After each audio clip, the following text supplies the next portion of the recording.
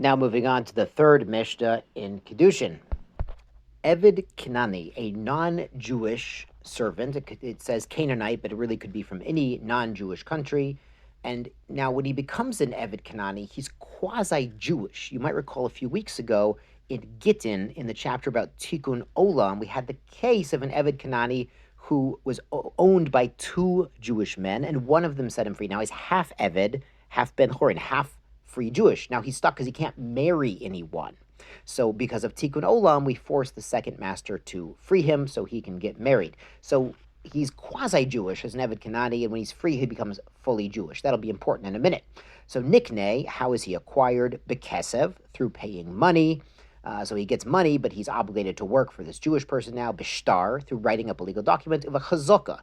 Now, chazaka is an act that displays ownership. So if the would-be master has him carry his shoes and his towel to the bathhouse and shine his shoes and do everything that an Eved does, then he's an Eved. Now, they probably had some money, financial arrangement on the side, too.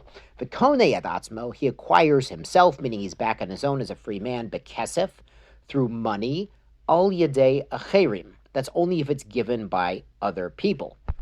Because there's a halachic concept by an Eved Cnani, Moshe kana Eved kana Rabbo, that whatever he picks up, his master has the rights to. So if he's out there digging for potatoes and digs up a diamond, the Eved doesn't own that. The master actually owns that. So if somebody gave the Eved money to buy himself, that doesn't work, at least according to this opinion. They'd have to give it directly to the master. Ubishtar al yedei atzmo, or through a contract, a piece of paper, a get shichrur, as we talked about in Gittin, an emancipation proclamation. So that could be given directly to his hand, and only into his hand, Divrei Rabbi Meir. That's according to Rabbi Meir, because Rabbi Meir says, listen, the Eved might want to stay an Eved, so we can't have the master just writing up a document of his freedom and giving it to someone else on behalf of the Eved, and he'll get it later, because he might not want to be free. Because again, an Eved Cnani has to observe Shabbos and do the mitzvot lo ta'aseh, is to fast on Yom Kippur, but he doesn't have to go to shul and put on tefillin and sleep in the sukkah and do all of the positive commandments. So he has a degree of freedom from halachic obligations, even though he's obligated to work for this Jewish guy. And also it's important to mention that when we talk about slavery, biblical slavery, it's important to keep in mind what our sages teach us is Gemara comments, Misha kana Eved kana Rabbo. If you buy a servant, an Eved Cnani, you're really buying yourself a master, because the rule is you have to feed him and take care of him as well as yourself. And not only that, if there's only one comfortable bed in the house, you have to give up your bed for the Eved to sleep in. After all, he's been working hard all day.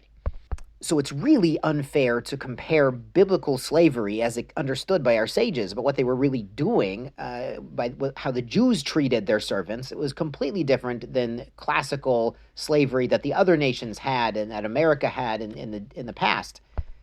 They're both can be called slavery, but it's really not the same thing. I think only the Jewish people who were Avadim Hayinu Lepar B'Mitzrayim, we were slaves in Egypt. We understand what it means to be a slave and to have to work for someone. Only Jewish people really understand how to treat even an Eved, even a slave, with human dignity and give him at least as good as the master himself gets. So anyway, according to Rabbi Meir, the Eved might want to stay an Eved. So if you're going to write up a contract, it's got to be given directly into his hand. He has to agree. Chachamim Omrim, the sages disagree. They say, Bekesev al yedei atzmo. They say the Kesev could even go to the Eved. They say somebody else could give the Eved money, and then the Eved will turn around and give it to the master and free himself. B'shtal yedei acherim. But a document, even the master could write it up and give it to someone else on behalf of the Eved, because they say it's a zechus. It's a zechut. It's definitely a benefit for the Eved to leave the quasi-Jewish status and now become obligated in all of the mitzvahs. Now he gets to go to shul and put on tefillin and gets to sleep in the sukkah. That's definitely a zechut, so you can be zochin, even shlo b'fanav, even through another person. B'vot she'eh kesev mishel acherim. But the kesev does have to come from outside source. It couldn't be the Eved finds the money digging for potatoes and then gives it. It has to come from someone else for him to use it. Yasher kochachem, sei gesund.